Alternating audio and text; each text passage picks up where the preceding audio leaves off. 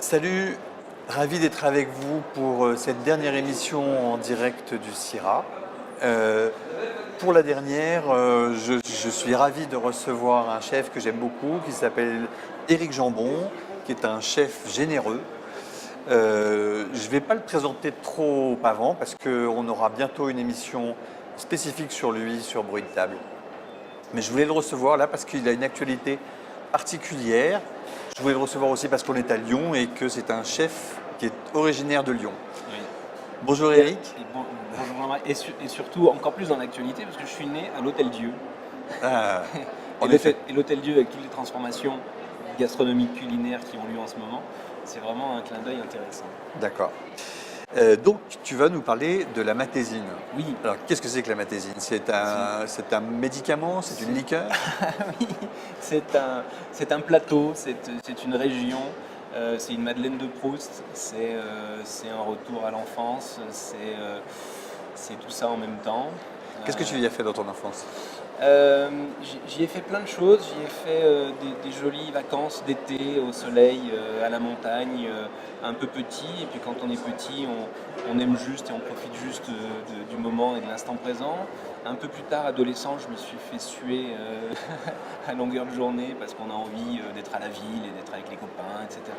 Et puis quand on est un peu plus vieux, un peu plus mature comme maintenant, ben, on a envie d'y retourner. Et on se dit que c'était un endroit qui n'était pas si mal. Oui, oui, oui, bien sûr, parce qu'on y retrouve des racines, c'est ça les racines. On y retrouve des racines, retrouve des odeurs l'été, avec le soleil qui darde ses rayons sur les plantes et qui fait des odeurs qu'on retrouve nulle part ailleurs. Et on replonge dans l'enfance avec ces odeurs et avec ces souvenirs. C'est merveilleux. Et donc qu'est-ce que tu vas faire là-bas? Qu'est-ce qui te ramène là-bas? C'est tout Alors finalement. d'abord, on pourrait peut-être commencer par rappeler que tu as le domaine des séquoias. Oui.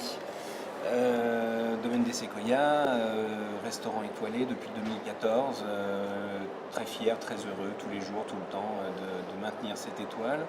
On a la prétention de croire à ce que disent nos clients, qu'on est une étoile bien installée, une étoile plus, et on fait tout pour continuer d'avancer encore un petit peu, Bien sûr. au maximum. Ça, On aura compris entre les lignes. ça c'est pour oui. Comprenne qui voudra. Ça c'est pour la partie restauration exigeante, restauration de travail, restauration de précision, de cuisson d'accord, de produits aussi. Ouais. Et tout est le produit, hein. On ne fait rien sans un bon produit. Ouais. Donc ça c'est pour ici à côté de Lyon. Même au domaine, tu accordes une importance particulière à la nature aussi. Ah, c'est pas une importance, tout est nature. Ouais. Tout est nature, on est connecté à la nature, on doit se reconnecter à la nature, c'est une évidence, il n'y a pas d'autre choix que de se reconnecter à la nature. Le seul résultat de cette reconnexion à la nature, c'est évidemment ce que les Asiatiques ont compris et ont défini, et ils ont mis un mot là-dessus qui s'appelle umami, et qui est mal traduit dans notre langage, qui dans notre langage se traduit par savoureux, ce qui veut rien dire. C'est pas que savoureux umami, c'est plus quand on a mangé un abricot extraordinaire en plein été, qu'il est encore tiède et qu'il n'est pas parfaitement à maturité, on fait oh pétard. C'est plus ça umami, c'est le haut pétard. Et oui, reconnecter à la nature, reconnecter donc forcément aux producteurs locaux, ça devient une évidence au bout d'un moment quand on est sur le produit. Ça ne peut pas être transporté longtemps par des camions, ça ne peut pas passer des jours dans des chambres froides, ça ne peut pas faire tout ça. Le légume le plus emblématique, c'est la tomate aussi. La tomate, on la cueille tiède, on la mange comme ça et on se dit on n'a jamais mangé de tomate de notre vie, en pleine saison. Même pas la peine de le dire. Évidemment, même pas la peine de le dire, mais forcément en pleine saison. Et j'ai même, avec une amie qui fait de la bioénergie, appris quelque chose d'extraordinaire, c'est qu'il fallait demander à ce que la tomate tombe. Et j'ai vécu ce moment incroyable où je suis allé dans son champ où elle avait des tomates et j'ai commencé à tirer sur les tomates. Elle me dit non, demande. Je dis qu'est-ce que tu dis? Non, demande. J'ai fait ça et j'ai pensé et la tomate est tombée. Et j'ai eu les poils du dos qui sont hérissés. Et je me dis, qu'est-ce qui se passe, tu vois, qu'est-ce qui se passe? Donc oui, la connexion à la nature, elle est évidente, fondamentale, fondatrice. On peut rien faire sans ça. Et alors donc, aujourd'hui, ton actualité, c'est que tu retournes à la matésine. Je suis un vieux et j'ai besoin d'atavisme et de retour aux sources. Donc on retourne à Matésine. avec un petit bonheur qui s'est concrétisé par un gîte où on a mis plein d'amour dedans. Voilà, on a refait une vieille maison qui date de 1838 et qui est très jolie, qui est pleine de bonnes énergies. Il y a 2 ruisseaux, on est juste à la confluence, donc ça draine plein d'énergie négative et ça laisse des Et énergies qui viennent de la positives montagne. et qui viennent de la montagne et on y est très très bien. Et puis on a envie d'aller encore plus loin. Alors moi j'y ai trouvé pour le restaurant gastronomique aussi des légumes, puisqu'on a maintenant un ami, Julien et Bérangère, qui font des légumes. C'est même pas du bio, c'est juste ils plantent et ça pousse. Voilà. Et ça c'est bien une évidence. Et quand c'est le moment, quand ils ont un bon légume, je leur dis qu'est-ce qu'il y a de bien, ils me disent il y a ça, et forcément c'est bien. Parce que forcément c'est la saison, forcément c'est le moment, forcément c'est la maturité. Et puis c'est ce qu'il a envie de te donner, parce que lui, c'est ce qu'il a... Exactement. Et l'évidence aussi, elle passe par là dans notre restaurant, c'est que on ne peut plus raisonnablement faire une carte qui dure, où on va avoir un légume du 1er janvier au 31 décembre. Là, quand on pense à la tomate, c'est une hérésie, mais il y a aussi plein d'autres légumes qu'on continue à faire toute l'année. C'est aussi une hérésie, ça n'a pas de sens. Donc il faut juste attendre, et c'est pour ça qu'on n'a pas de carte, c'est parce qu'on va attendre d'avoir le bon légume au bon moment. Quand il n'est plus là, eh ben on fait autre chose. On a la mauvaise nouvelle du producteur qui nous dit j'en ai plus, ou alors je l'ai arrêté. Voilà. On a Sylvain des asperges de Roquehaute qui nous dit ça, il nous fait des asperges magnifiques, et puis un jour je lui dis allez tu me mets 3 colis, non, j'ai arrêté. Mais attends, mais c'est pas la fin de la saison? Non, j'ai arrêté. Ouais. Et s'il dit j'ai arrêté, c'est qu'il faut arrêter. C'est bien sûr. Voilà. Ouais. Et donc voilà, c'est un retour à cette connexion. D'accord. Et donc là-haut, ce gîte, tu vas cuisiner quoi? Tu vas cuisiner quel produit?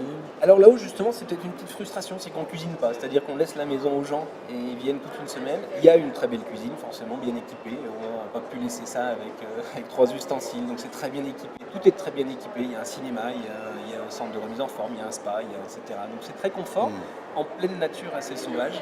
On a juste à côté une petite chèvrerie qui nous fait du fromage à 500 mètres. Mais on ne va pas cuisiner et du coup, je comprends ta question.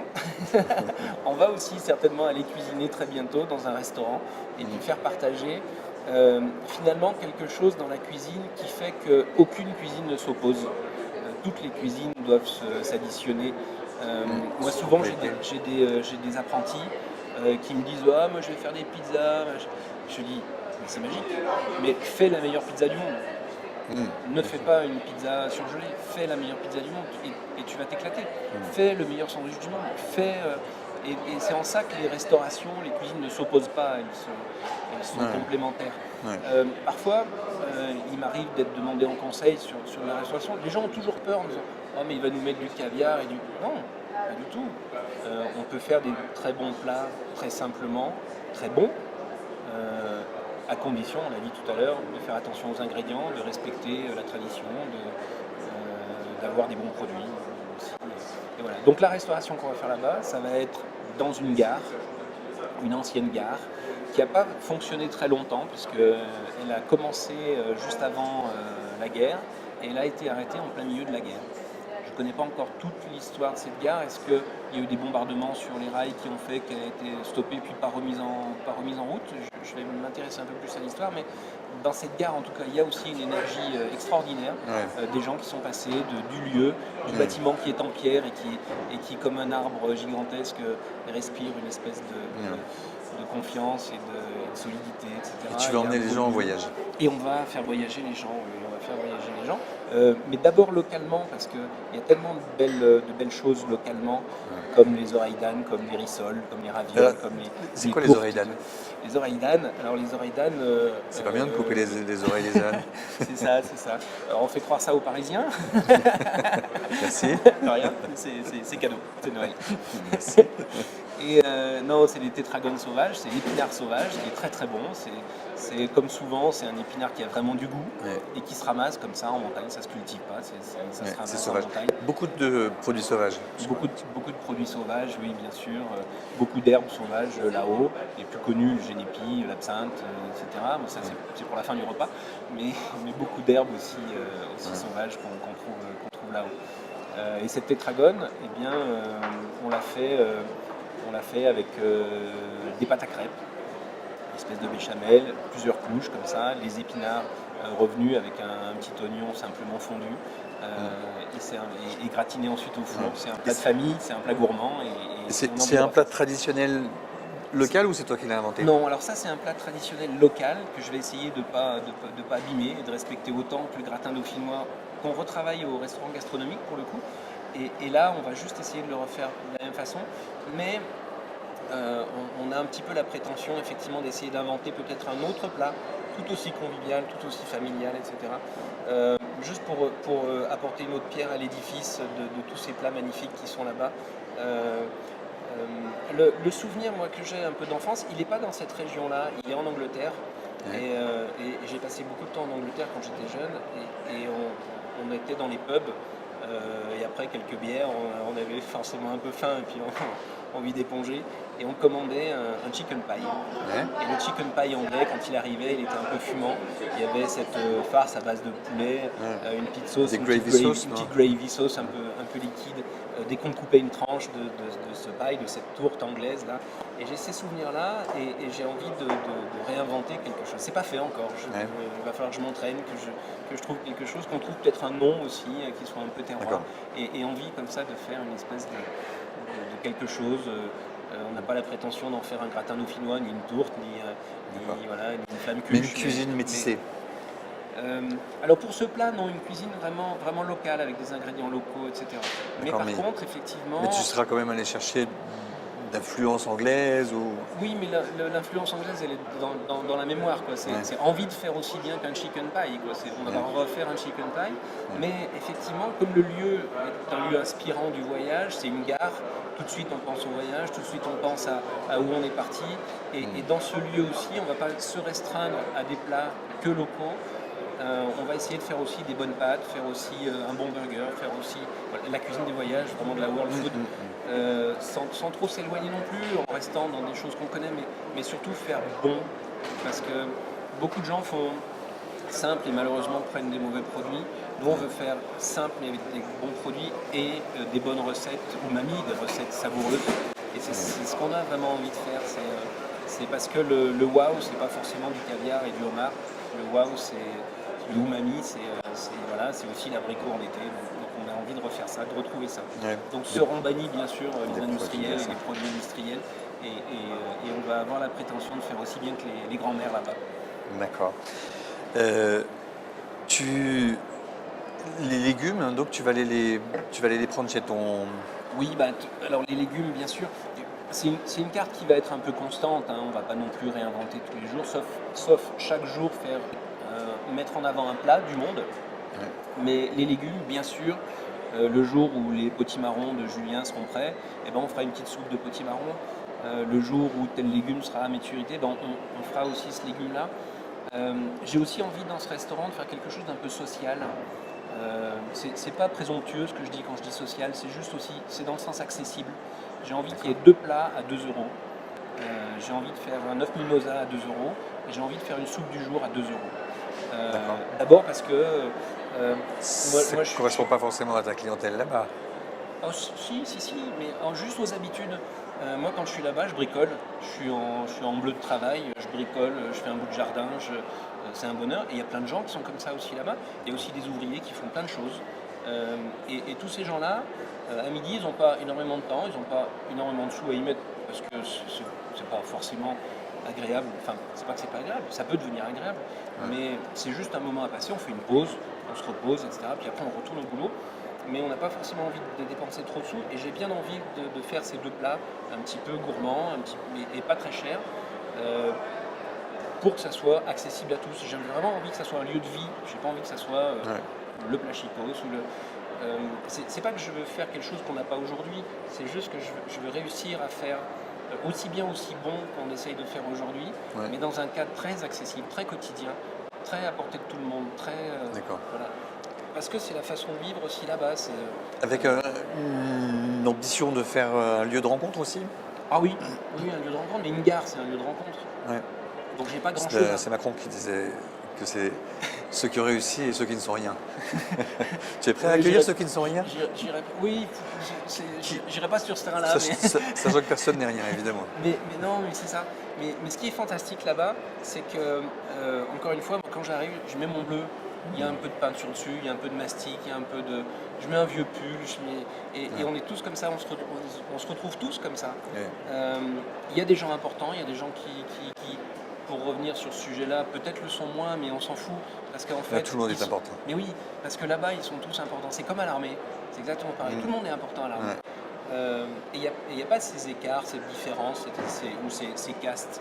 Et à la montagne, je ne sais pas si je le vois comme ça, parce que je le vois peut-être d'un petit peu loin, mais je suis convaincu qu'il y a cette espèce d'horizontalité sur tous les gens et tous les hommes, les femmes bien sûr, où on se retrouve tous et il n'y a plus assez accords d'endroits où on se retrouve tous. Et je crois qu'il faut qu'on remette ces codes-là de on se retrouve tous, que ce soit autour d'un bon verre, autour d'un bon vin, autour d'un bon petit plat, autour de l'heure de la pause, autour du soir où finalement on vient un petit peu en famille. Il y a tout ça qu'il faut réussir à refédérer. On va avoir une terrasse magnifique, juste parce qu'elle est pleine de je sais pas quoi, d'énergie. On va avoir cet endroit, ce lieu qui est un lieu de vie, de voyage. Et je suis sûr qu'il y a tous les ingrédients pour ça, pour la vie. Ouais, et pour que tout le monde puisse partir et voyager Oui, avec oui, toi. oui, oui, oui, oui. Bon, bah, écoute, je te souhaite beaucoup Merci de beaucoup, réussite merci là-dedans. Je te remercie Merci. d'être venu. Merci à tous de nous avoir suivis. Et on est très content d'avoir passé cette semaine avec vous au CIRA, d'avoir pu vous emmener dans cette édition du CIRA qui est particulièrement réussie. Il y a eu beaucoup de monde, on a eu beaucoup de visites, beaucoup de belles personnes, beaucoup de belles rencontres. J'en suis ravi. Et évidemment, on se retrouve très bientôt pour un live Brut de Table où on sera revenu à Paris. Merci à tous. Salut.